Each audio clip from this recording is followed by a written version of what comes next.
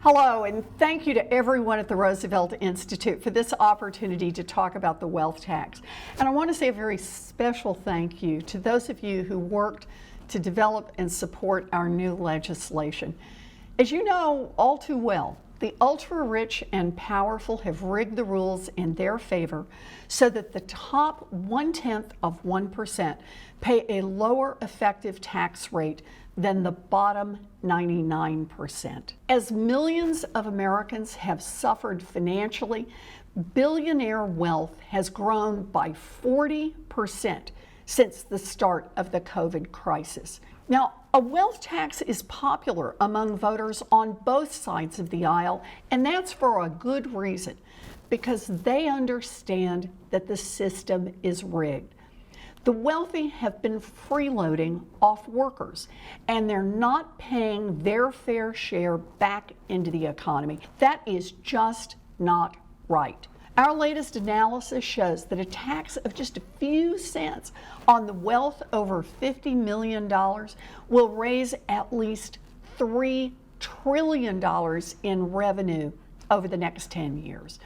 So as Congress develops additional plans to help our economy, the wealth tax should be at the top of the list to help pay for these plans. $3 trillion. I want you to think about that. $3 trillion is enough money to do a robust infrastructure plan and still have plenty left over for other priorities. Priorities in education and childcare, priorities in cleaning up our environment, priorities in racial justice.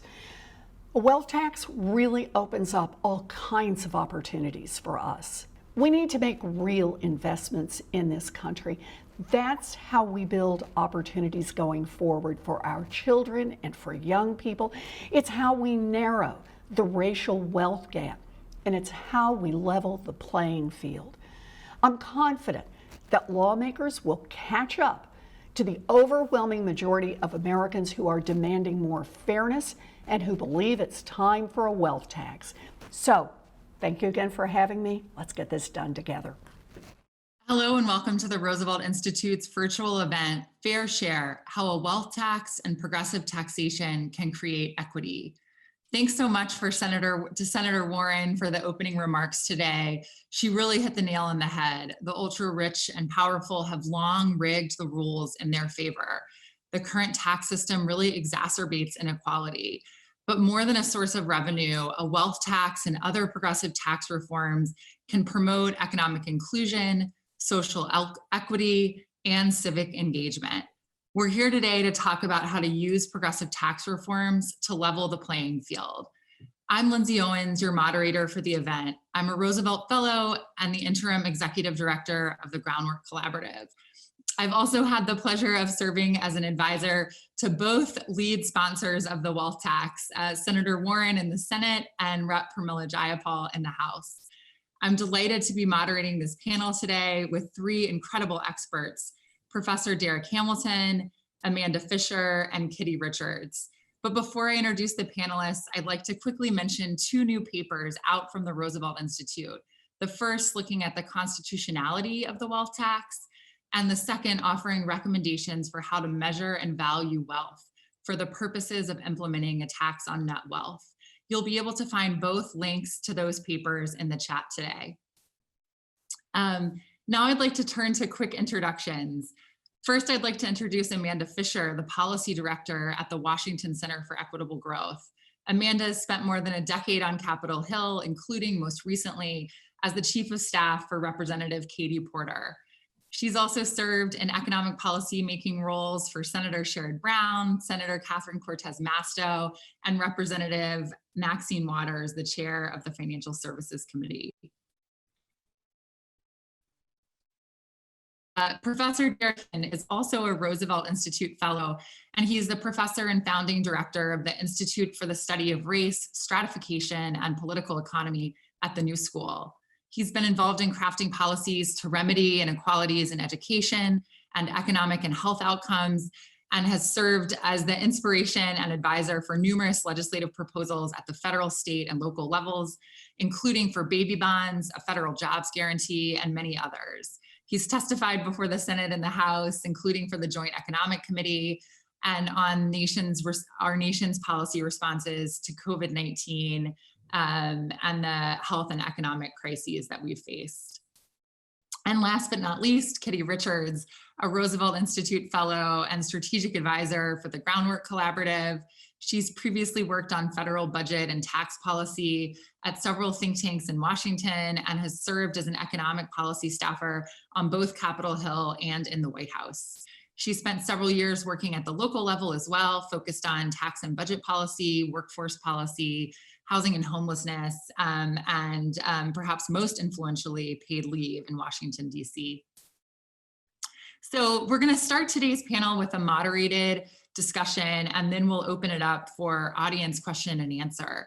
If you would like to participate in the audience question and answer, and we really hope that you will, you should submit your question by clicking on the Q&A button that appears on the bottom of your screen when you hover over the webinar window with your cursor, and we'll be able to see your questions.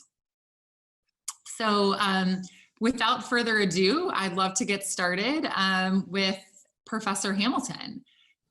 So Professor Hamilton, oftentimes when policymakers talk about the tax code, they think about its redistributive properties. You bring in some revenue, ideally from those who have more, and use it to fund social programs and transfer payments that benefit those with less.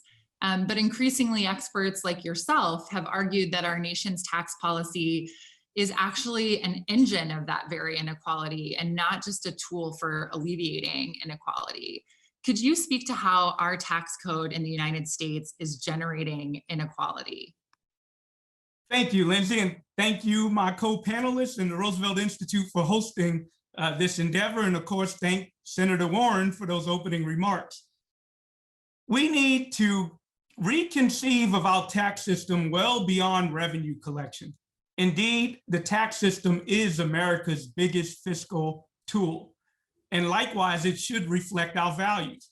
Unfortunately, when we consider things like the ways in which we tax capital gains versus the ways in which we tax wage income, and if we consider consumption taxes, which are completely regressive, then we have a tax system that is not promoting those values that you described in the beginning, which are economic inclusion, social equity, and civic engagement. So, first off, we need to reconceive of how we think about taxes, and then we need to create a tax system that reflects our values. A couple of other points I should make is even consider the fact that refundable tax credits, and to the Biden's administration, in this first legislation that they passed, they've included refundable child tax credits. Prior to that, most Americans could not take a child tax credit unless it was a deduction from existing income that they were providing to the IRS. That's a political choice. And the last point I'll make is our tax system currently privileges existing wealth. If we think about the array of subsidies and benefits, such as the mortgage interest deduction, it's not a problem that we promote asset development amongst Americans because, of course, wealth is the most paramount indicator of economic well-being, but also security. The problem is that our tax code promotes existing wealth without encouraging new wealth. So all of these, again, are political choices. And if we consider the tax code as a fiscal tool that's aimed at shared prosperity, we would come up with a different system. Thanks so much, Darrick. Since you mentioned the mortgage interest tax deduction, I think that's a great segue to talk about another, really endemic problem with our tax code, which is the way in which our tax code really promotes racial exclusion and, is racist. Amanda, I know the folks at Equitable Growth have been thinking a lot about this.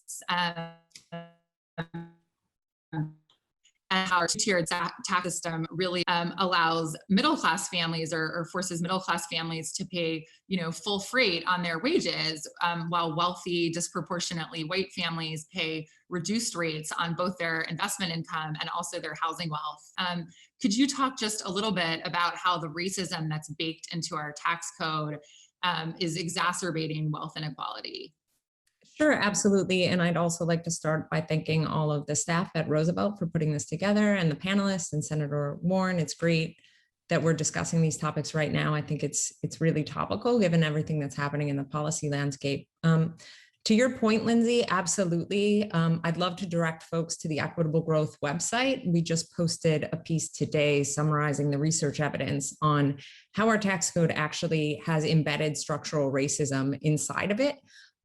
Dorothy Brown has a new book out called The Whiteness of Wealth, and Dr. Hamilton has forgotten more about this topic than most of us know, but what you said is exactly right. The historic nature of tax subsidization of home ownership over rental income and the barriers that there are to home ownership due to discrimination among people of color, the regressive nature of consumption taxes, and the fact that our largest tax expenditures are for employer subsidized healthcare and retirement plans also benefits that disproportionately benefit white people because of discrimination in labor markets and otherwise. So one last thing that I'd love for folks to check out on the Equitable Growth website is some research from Professors Avenancio Leon and Howard, actually showing that Black families and Hispanic families on average pay more in property tax bills every year than a white family with a similar house. And it's also because of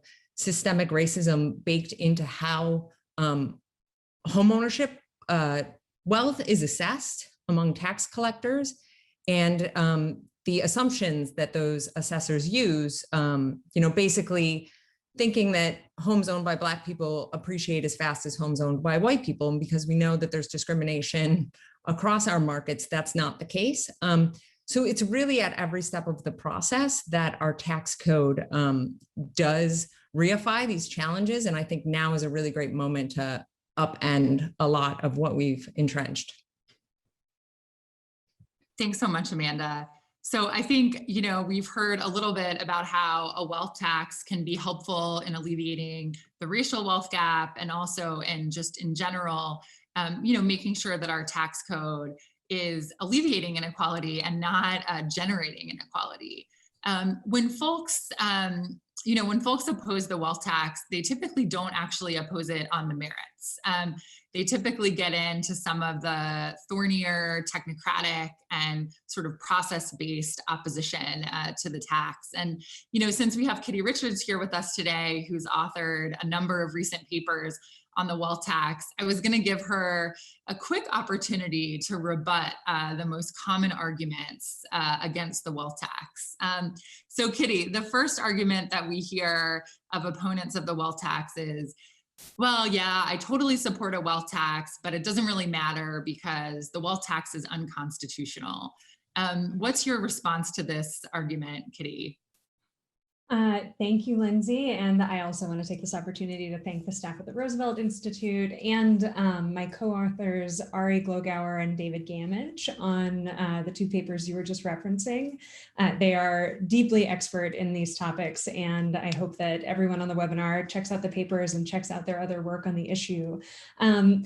Yeah, there's a lot of very quick sort of shooting down of a wealth tax. And I think you're right that people don't want to oppose it on the merits because it has a lot of merits, including that it's incredibly politically popular and easy for typical Americans to understand what it's doing, and would have pretty profound effects on wealth and power in our country.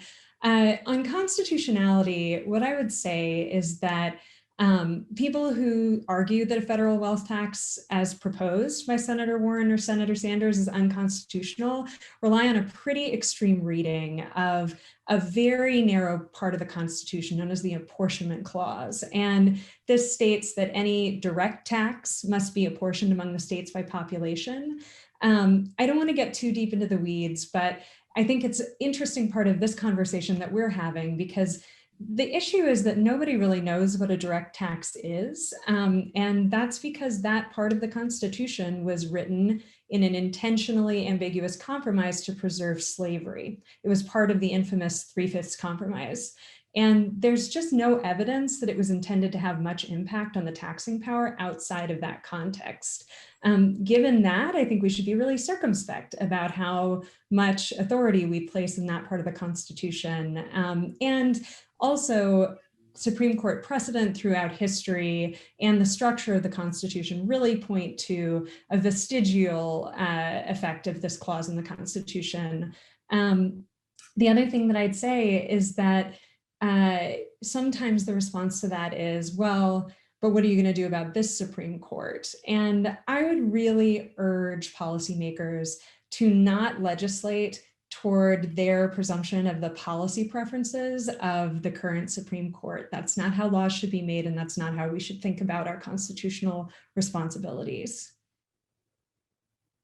Thanks so much, Kitty. I really appreciate you taking us through the history here and actually pointing out that these sort of process-driven arguments around the Constitution are actually in many ways preserving a sort of racist interpretation of the Constitution as well. The second argument that we often hear from opponents of the wealth tax is, again, oh, I'm totally fine with the wealth tax. I don't have any problem with the wealth tax on its merits, but it's just too complicated to implement. And in particular, that there's no way to really measure wealth and the IRS won't be able to do it. And so there's really no reason to move forward with a wealth tax because it just won't work. So what's your response to critics who argue that the wealth tax can't be implemented because of these measurement concerns? Sure.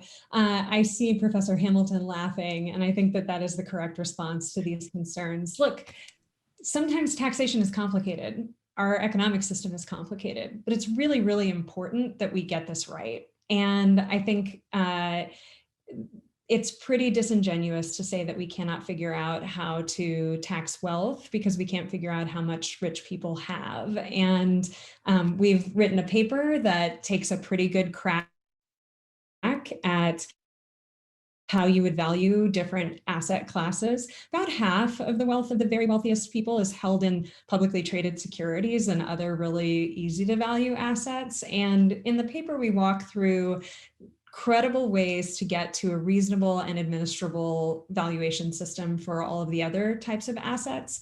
But again, I think the big picture is exactly what Professor Hamilton was saying. If we are going to use our tax code as a major fiscal tool to enact our economic values and boost our economy and the futures of workers and families across the country, sometimes we're going to have to put a little bit of elbow grease into it, but it can be done.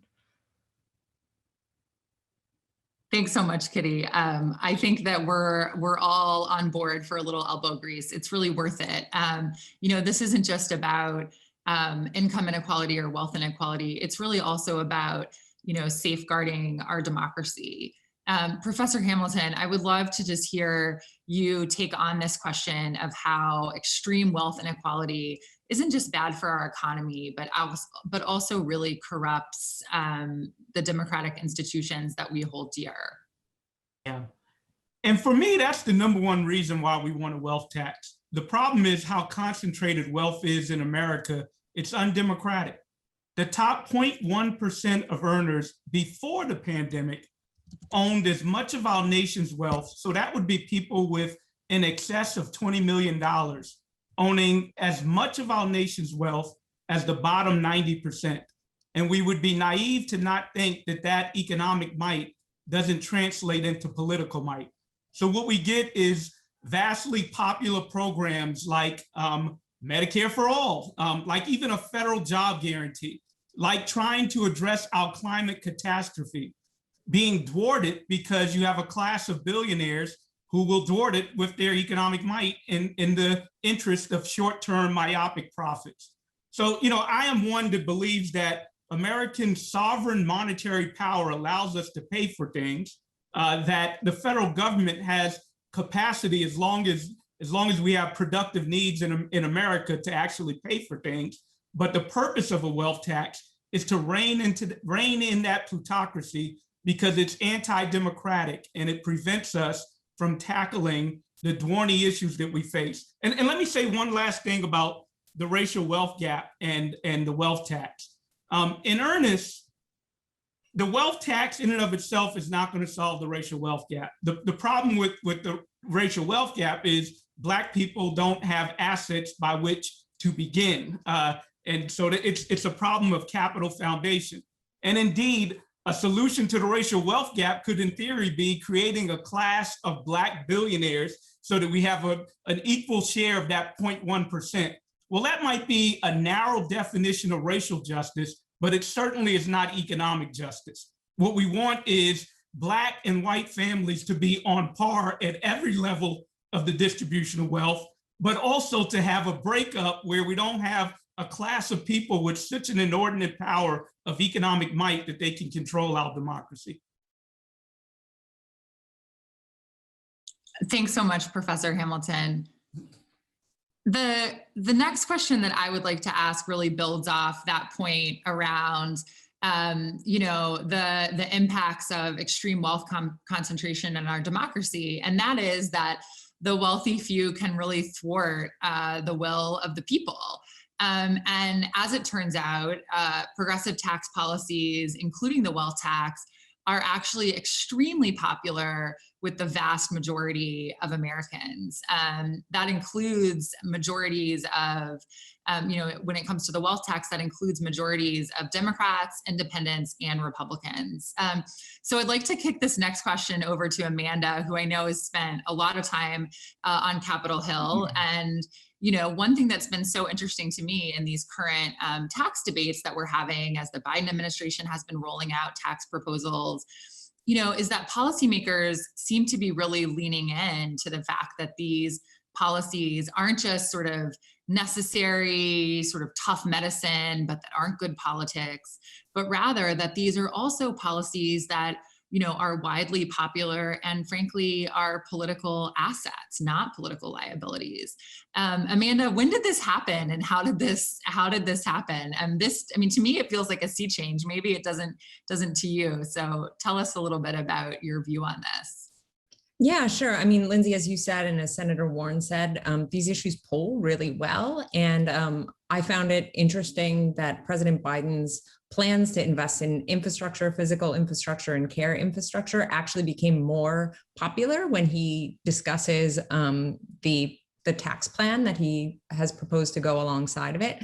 But as for the popularity, I'd really point to two things, I think. One is the evidence after the Great Recession and the sentiment of the public following that. And then the second is the narrative building work that has occurred, at Roosevelt, in the racial justice movement, in the immigrants' rights movement since then also. So on the evidence point, we saw the wealth of the richest Americans recovered really quickly after the Great Recession. And it's because of the nature of the public policy response to that crisis, which was to inflate financial asset values. So people got back on their feet really quickly, but home ownership rates, among people of color, among less wealthy Americans, really took a long time to recover, especially in a lot of the places in this country that were already falling behind even before the recession. So that's why we have, more mainstream folks, at the IMF and at the Federal Reserve, even pointing to inequality as being a huge drag on growth. So a lot of evidence has amassed, and I think that that's seeped into the public consciousness. And then on the second point, on the narrative building work, I think a lot has been done to help reframe the public's mind over what is a taxpayer. A taxpayer is a 12-year-old buying a soda. It's not the popular racialized trope that a lot of politicians have used to sort of re-entrench policies that exacerbate the wealth gap. So I think that those two things taken together have been a really salient political movement to get us where we are today. Thanks so much, Amanda. Yeah, it's been really pretty incredible to see the administration, pushing forward with some pretty big tax reforms on both the corporate side and, from what we're hearing, forthcoming on the individual side as well. Kitty, I would love to hear your thoughts on, so Biden has not yet proposed, President Biden has not yet proposed. But I do think that some of the changes that he is proposing can help us get to a place where we are starting to tax wealth. And I think that can be, a really helpful stepping stone potentially on the way to the wealth tax. So Kitty, could you say a little bit about, what these new proposals are from the Biden administration and how they could help us get a little closer to taxing wealth? Absolutely. And I want to drill down on a few things that Professor Hamilton and Amanda have said. There are many ways, not just a lack of a wealth tax, in which our tax code preferences wealth over work, and especially existing wealth. And so within the individual income tax code, there's things like the mortgage interest deduction that directly preference, that provide a tax benefit for the accumulation of housing wealth. But the biggest piece is that we currently tax income that you get from your wealth growing differently from income that you get from work. And that's because of the structure of what's known as our capital gains income taxation.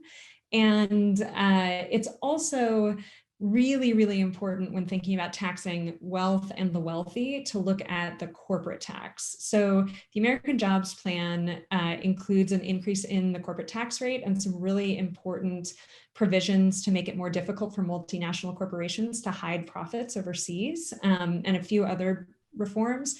That is a hugely important piece of the puzzle when we're thinking about using our fiscal tool of the tax system to not just redistribute post-tax money, but to really change the way that money changes hands in the market, and to change the distribution and accumulation of wealth and power. And I think we really need to support those corporate tax increases and even more, aside from paying for the infrastructure plan, because we do have lots of borrowing capacity and absolutely could afford to make major investments.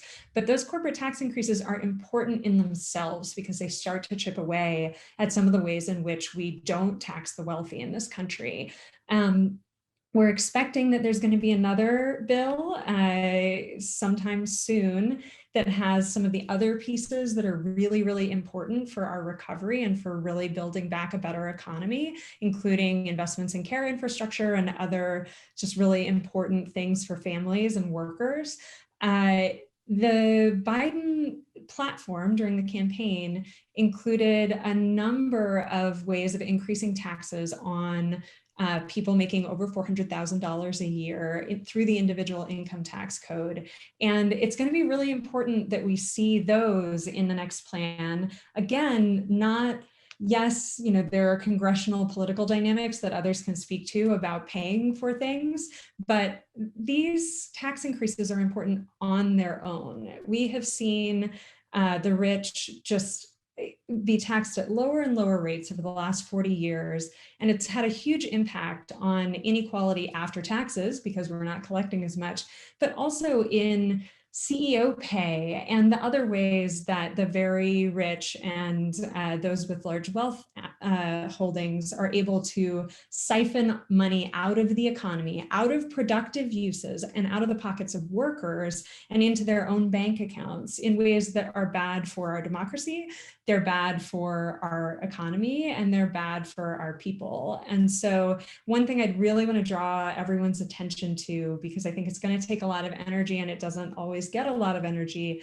is changes to the way that we do capital income taxation. So right now, you basically only get taxed on your wealth when you sell it.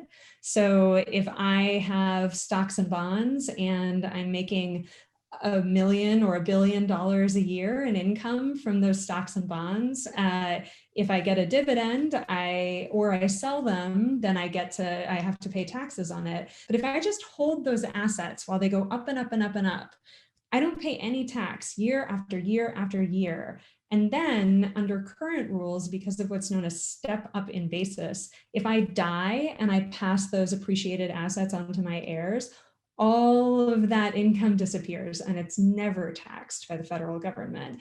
So these kind of arcane seeming things are really, really important when we're thinking about the whole package of how we make sure that our tax code starts to right some of the economic wrongs that we've been seeing over the last decades.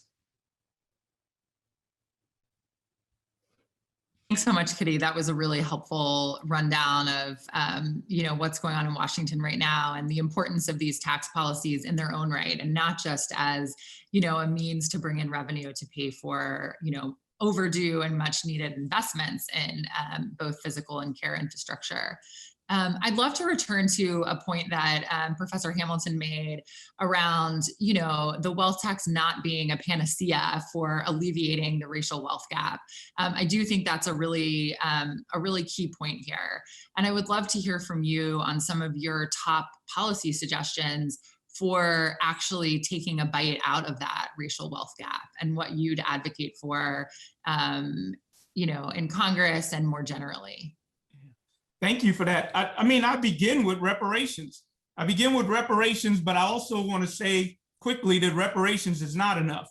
Reparations is a retrospective, economic, and racially just policy because it requires both a truth and reconciliation as well as a redress. The truth and reconciliation allows us to get beyond the myths that inequality is grounded in deficit behaviors, deficient attitudes, and really understanding the ways in which our government has been complicit and direct in structuring the asset building of one population at the expense of another. At the beginning of our origin, when Blacks first came over as slaves, as literally chattel capital for a white landowning plantation class. And of course, it didn't end there.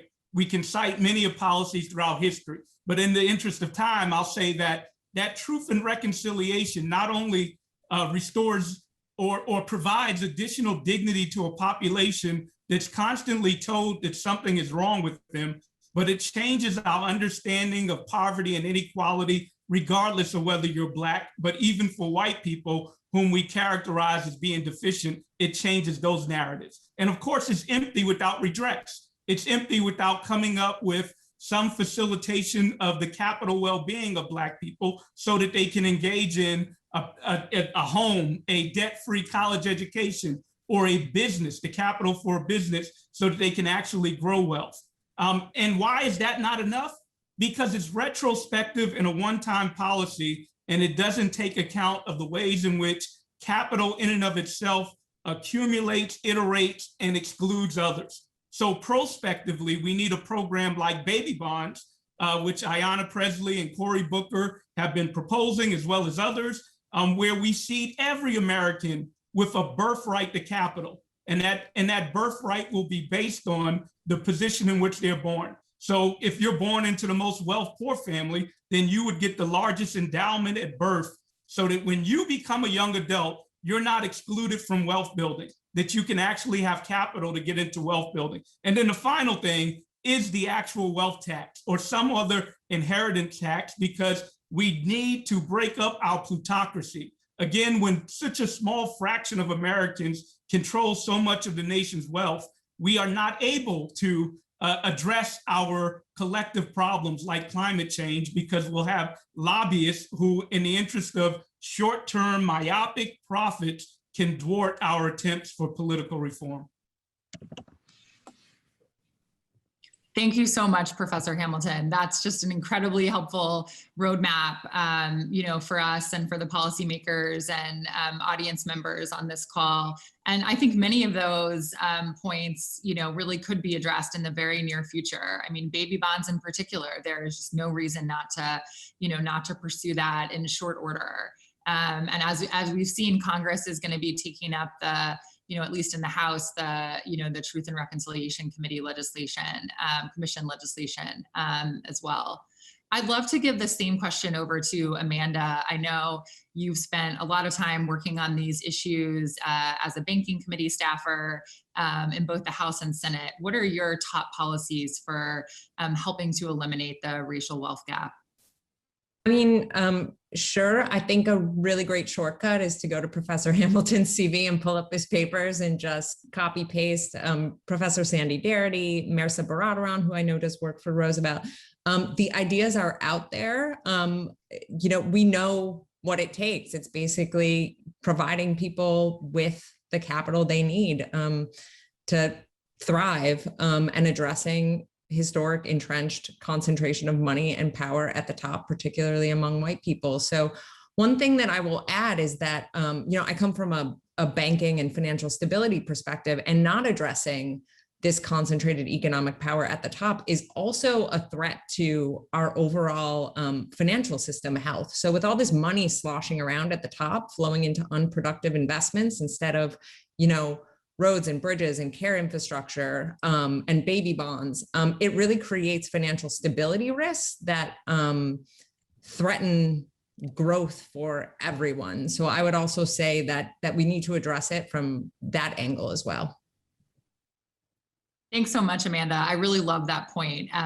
We've talked a little bit about how critical the wealth tax is to, safeguarding our democracy and to starting to roll back the plutocracy. But you're making a separate point, which is that the wealth tax and, really taming the top is actually critical to financial stability as well. I think those are two really great features of the wealth tax, and maybe lesser talked about. So really happy to have you both weighing in on those key pieces here today. So I think we're at the time that we should move over to the question and answer. I see that a number of folks have put questions, submitted their questions already, but if you haven't, get in line now. We're seeing them live, and we'll try our best to get to your question. So I'll give this first question to Kitty. We've got a great question from the audience about the financial transactions tax, and in particular, how the wealth tax differs from a financial transactions tax, and whether they could complement each other if we were to implement both of those tax policies. That's a great question. First, they're absolutely complements, not substitutes. So the financial transactions tax actually taxes transactions rather than taxing the total value of financial instruments. So it's a trading tax, and there are reasons to enact a financial transaction tax that are much more about stability of our financial system than they are about revenue generated, or even really trying to tax the rich. In an ideal world, the financial transactions tax would actually drive the number of financial transactions down dramatically. So in the current world, we have a lot of very fast-paced trading that does not do anything to create a better functioning market or better allocation of capital, but does allow certain traders to siphon off money for themselves on speculative trading. And that's not good for our financial system. And a financial transactions tax basically takes the profit out of engaging in that kind of behavior, because if you have to pay a tax every time you transact, then these very small, fast-paced trades are no longer profitable. That said, it also would probably raise some significant revenue. There are differences of opinion on that, but I have to say that this is one of those places where if it doesn't work to stop speculation, then it raises a lot of revenue. And if it doesn't raise a lot of revenue, it's because it had the intended effect of stopping these damaging transactions. So it seems like something that's worth a try one way or another. Thanks so much, Kitty. I don't know if Amanda or Professor Hamilton would like to weigh in on the financial transactions tax quickly. I mean, really quick, the other point just to emphasize is that recessions nearly bring down our economy. So we definitely want to stop these speculative bubbles. We need only look back in our past to see how dangerous speculation is for all of us. And I would just add, Kitty's absolutely right. There's a lot of questions about design and implementation, but I would point out we already do have a very slight financial transaction tax. It pays for the operations of the SEC. So it exists. We know how to do it. it funds the $2 billion or so SEC budget. That's a great point, Amanda. This one shouldn't be hard. We've already got the infrastructure built, and we can build it out pretty quickly. Another question from the audience, which I think actually relates to this point that Professor Hamilton made about stability, and that Amanda made as well, of our financial system. So the audience says the idea of tax policy as fiscal policy and not just source of revenue is incredibly interesting. How does that position align with trust busting or monopoly prevention goals? Is there a way to design the progressive tax code such that it benefits small to medium businesses instead of huge conglomerates like Amazon or Google? Yeah. A lot of the recent fiscal action was done through Treasury and IRS. So that, I think that's one point. I guess reining in monopoly is a good aspect of it, but I'll bring up another element of fiscal usage of the tax code, and that's the earned income tax credit. That is a fiscal tool that's anti-poverty promoting. It's not necessarily promoting wealth, but it's addressing income. We the Institute on Race and Political Economy, with Economic Security Project, we have a paper coming out that has that reforms the existing earned income tax credit structure to literally eliminate poverty. It is a choice that we choose not to offer the EITC to those who are not working. That's a political choice, but we can use it as a mechanism for guaranteed income. So we can provide every family income from the IRS in a periodic way. In fact, during this pandemic, we've seen precedent. When we think about the CARES Act, where we sent stimulus checks or whatever we want to call them directly to the American people, that came from IRS. So we can directly eliminate poverty by using the tax code to send money directly to individuals. And we can expand the EITC phase-out schedule also, so that it's not just anti-poverty, that it's lifting more families up to the middle class. So those are some ways in which we can use the tax code in a fiscal promoting way that addresses poverty and promotes people going into the middle class. Thanks so much, Professor Hamilton. I think that's exactly right. We've got, the tax code is very versatile. There are opportunities for sort of taming the top and creating a more competitive market, but then there are also incredible opportunities for, as you say, really lifting the bottom of the income distribution. And there's real power in using the tax code to alleviate poverty. And the EITC is really, changes to the EITC, to the phase out, and to who is eligible are two really straightforward ways. Look for, if the paper is available, we'd love it, and love to have a link to the chat. If it's not ready yet, hopefully we can follow up with the folks who attended today and get them a copy. By May, it's coming.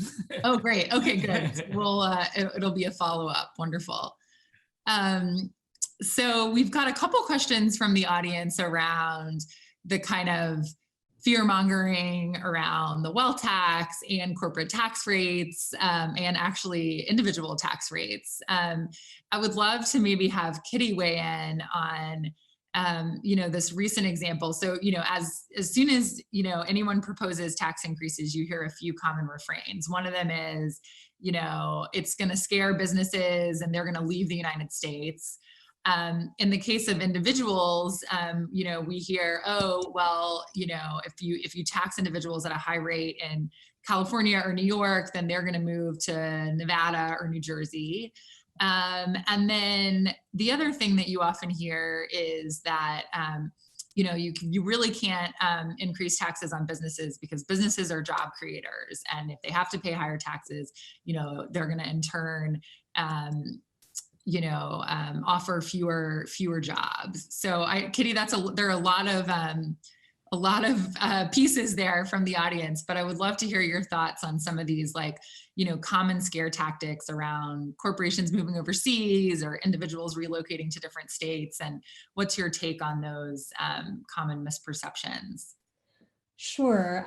So there's a lot of literature on all of those pieces individually. I would step back for a minute, though, and say that, again, we need to think about how we believe the economy really fundamentally works. And all of these old saws come from a vision of the economy in which rich people are the drivers of all good ideas and all hard work, and that anything that we do to make them uncomfortable, we do at our own detriment, because everybody else basically lives at, on the grace of the wealthy. And that sounds extreme, but that really is the grounding of a lot of these fears. And I think that we should really look at the empirics of how productivity growth occurs in this country and think about whether that ideology makes any sense. So, on the specifics, we're going to scare businesses away and they're going to leave the United States. That is a policy choice, whether we allow businesses and individuals to just run away from their US tax obligations. So for individuals, we don't. You can't just move to another country and stop paying US taxes. For corporations, there's a reason that the United States has a disproportionate share of the largest and most profitable corporations in the world. And it doesn't have a lot to do with our tax code. We have a huge market, one of the richest countries on earth, a very developed higher education system, a skilled workforce. There are a lot of reasons that companies headquartered all over the world want to do business in the United States. The same thing goes for high income individuals. So at the state and local level, you're often hearing from legislators who are really frightened that the rich are all going to move away. And the empirical evidence is that they don't. And that's because rich people make their money living in places where it's great to do business. And that's not about taxes. That's about having a well-supported workforce. And they also live in places that they chose because they're good places to live, which is often dependent on government services. I mean, the number one that most people think about when they're relocating around the time that people put down roots is, where am I going to send my kids to school? And that is a public service. New York City has transit and density and excitement, and people aren't just eager to move to a low state area where they're going to get, or a low tax area where they're going to lose all of those amenities. The idea that businesses are job creators, so far, when we have cut the corporate tax rate, as we did in 2017 under the Trump tax bill, we haven't seen any increase in business investment in workers and investment in growing the business and increasing productivity. What we've seen is payouts to shareholders in the form of dividends and stock buybacks. And I think, we need to be thinking about how we support workers and support infrastructure that will allow all businesses to thrive and all people in this economy to thrive. And I know I've gone on too long, but coming back to an earlier question, I think, when we talk about taming the top and breaking up the plutocracy, when we say that it damages our democracy to have so much concentration of wealth and power, it's not just it damages like the way that Congress behaves. It's also damaging to our economy and democracy within the workplace, power within the workplace. When we have a very, very small number of economic actors that have the ability to channel capital, what you're basically saying is that 5 or 6 people are the only people in this country who have good ideas.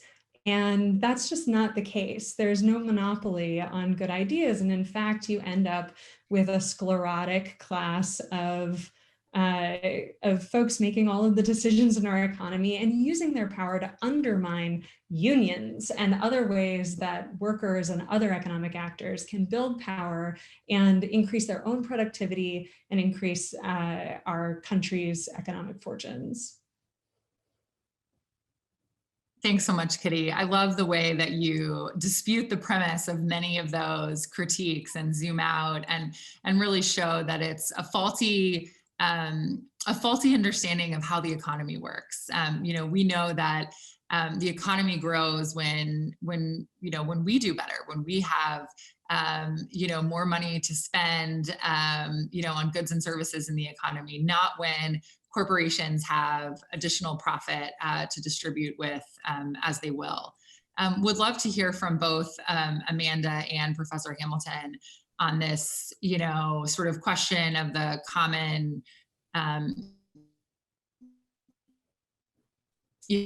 about and that we hear when we try to make these really critically needed progressive tax changes. I can jump in and I'll just say, Kitty can smack down each point one by one with really detailed analysis. I'll just say what we've been doing hasn't been working. So maybe let's try something else. The bottom 50% have a share of wealth that is half of what it was in 1989. The Tax Cut and Jobs Act did not work, did not increase investment. Folks say it was the hottest economy on record going into the pandemic. Unemployment was low, but 2 weeks into the recession, we saw bread lines around blocks for people lining up to get help. So it hasn't been working. Wealth is being hoarded at the top. Political power is being hoarded at the top. So I really think when you look at the sweep of the last 40 years, it's clear that we need to rethink what we're doing. And I guess I'll jump in and say, applauds to the Biden administration and Secretary Yellen for proposing and trying to enact on a unified corporate tax rate across in an international frame to avoid that pitting one nation against the other as a race to a bottom to escape social moral obligations of paying what they should be paying. So full stop on that, applauds of that idea. But then also to build on Kitty and Amanda, it's a problem if we're held hostage to this notion that corporations are the sole engine of growth and job creation. That's a fiction. And it ignores the fact that governments spend a lot of money in procurement and other forms of subsidies, including different rates in which we tax corporations versus people in prompting corporations and promoting them. And also a better, more efficient approach of job creation is to directly hire a worker, to use that public power to directly employ a worker, building up our infrastructure, our physical and human infrastructure, which clearly the corporate sector has not adequately generated in our modern times. We can look at care work. We can see that there's an inadequate amount of care being done to address our growing care needs from cradle all the way to grave. And all Americans are going to need care at some point in their life. So something that's so critical for our human infrastructure should not be left to the whim of the private sector. We should be intentional in our approach, and it can create lots of jobs. I'm going to be quick and put a button on it and say, clearly there's climate change. Clearly the next pandemic may loom, and we want to be better prepared with a built up human and physical infrastructure. And the last point is none of these ideas are new. None of these ideas are radical. We have precedent. We have a New Deal precedent that built up our physical and human infrastructure, invested in the arts in a way that was grounded in labor and human beings, direct government interventions. Of course, the New Deal was inadequate because it was racist in both its design and implementation. So we can, in a modern time, implement a new human infrastructure, basically a new industrial policy, a new trade policy that centers workers and centers humans in general in a way to promote our shared prosperity and also will benefit the corporate sector as well. Thanks so much, Professor Hamilton. I think that that really hits on all the high notes here. I think that's exactly right. There is another question from the audience that I'd like to get in if we have a little bit of time, which I think we've got a couple minutes. Folks are ready to get started on this. And there's a question about, if there's any policies that they can be advocating for at the state level while we wait for federal action. So I think that it looks like a broad question, maybe not just specific to the wealth tax, although of course I think we could, you answer that in a couple of ways around sort of what states are doing on the wealth tax, but would love to hear from our panelists around how to get started on moving some of these important ideas forward at the state level, as we continue to wait for some of these policies at the federal level. All right, I'd love to jump in on this. The state policy is fundamentally different from federal policy because states, for the most part, do over some limited time horizon have to balance their budgets. They are not monetary authorities. They cannot issue debt in a nearly unlimited fashion. And at the state level, we have very regressive tax systems. This is because states tend to rely heavily on sales taxes and other consumption and excise taxes, which the poor pay disproportionately. In many, many states, the poor pay higher share of their income in state and local taxes than the top 1% or even the top 5%. And it's not because of capital gains, it's because of these very regressive state level taxes. It's also the case that some of the most important services for workers and families are delivered through state and local government. And so, I have a paper out through the Roosevelt Institute about how states and localities should respond to the recession. And the spoiler is raise more taxes, raise income taxes, raise taxes from the rich, try to offset some of these regressive taxes that you have, but also, even more importantly, invest in your people, invest in rehiring.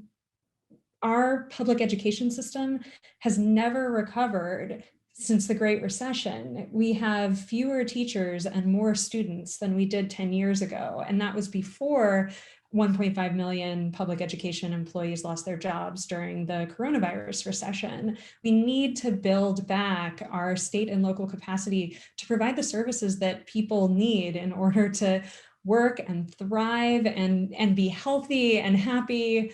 And that is really the core element for states. So yes, raise progressive taxes, try to tax your wealthy residents, but also you have to raise enough money to invest in those really important services and invest in your people. If we think about racial dimensions of taxation, we can really see it enacted in state policies. I mean, from the ways in which we finance education through property taxes, where you end up with wealthy school districts that are predominantly white and other school districts that aren't predominantly white with a very low tax base of finance by which to educate children. That's a problem. If we think about the ways in which states have to balance their budgets in recession with fines and fees and trying to increase criminal charges on a population that's both economically and politically vulnerable, we can clearly see how race plays out in that, literally criminalization of a population. And then, if we also add the fact of the ways in which the federal government, through block grants or allowing states to implement some federal policies, we can see that states that have larger shares of Black populations pursuing old school Jim Crow tactics that are harsh on the poor, that are particularly punitive on the poor. So these are clear ways in which we stratify our populations based on race through tax policy at the local and state levels.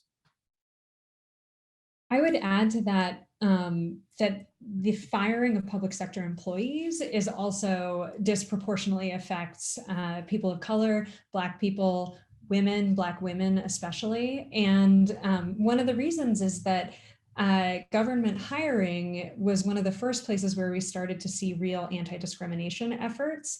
And so government jobs became a real pathway to the middle class for a lot of Black families. And we see that in addition to being disproportionately represented in these fields, Black workers are also disproportionately likely to lose their jobs during the recession and then fail to get them back because of the kind of one-way ratchet effect of state budget cuts where they never really recover after the recession. That's such a good additional point, Kitty. Amanda, anything you want to add on this question of state policy really quickly before we close? Yeah, just really quickly, I think on the implementation end too, there's a lot of oversight that citizens can conduct and engagement with their local office holders. Like W.E.B. Du Bois wrote about over 100 years ago, the racist assessment of tax collections. And a few weeks ago, the New York Times had stories and a lot of evidence suggesting that the home appraisal process was really racialized. And when a Black person was presented as owning the home, it was assessed at a lower value than when a white person was.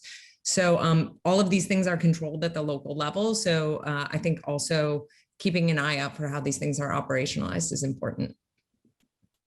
Thanks so much. Well, we're out of time for today, and I'm gonna thank Roosevelt and thank the speakers. But I thought just really quickly we could go through and have one sentence per person per panelist. Your top takeaway for the audience today on the need for the wealth tax.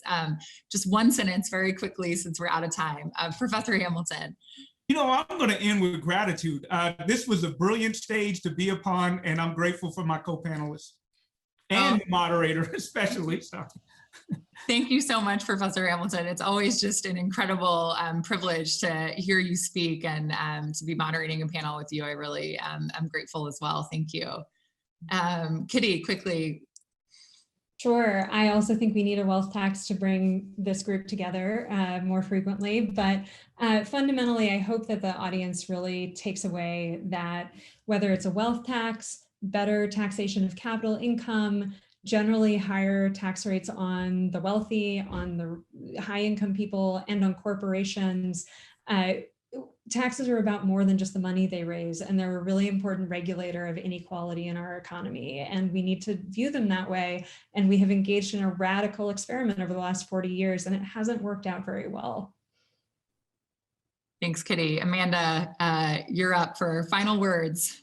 Sure. I would just underscore that the economy and inequality is the aggregation of the choices we make. It is not something that happens to us. So I hope folks walk away with the feeling that we have agency in this.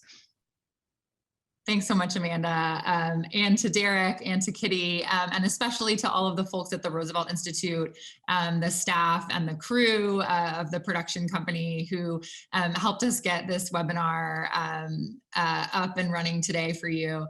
And thanks so much for all who joined us today, all of the audience members. As a reminder, you can read more about the Roosevelt Institute's work on the federal wealth tax in the 2 issue briefs that we linked to in the chat. Really happy to be here today and look forward to continuing the conversation and to seeing wealth tax and other progressive policies move forward, hopefully in short order in Congress. Thanks so much.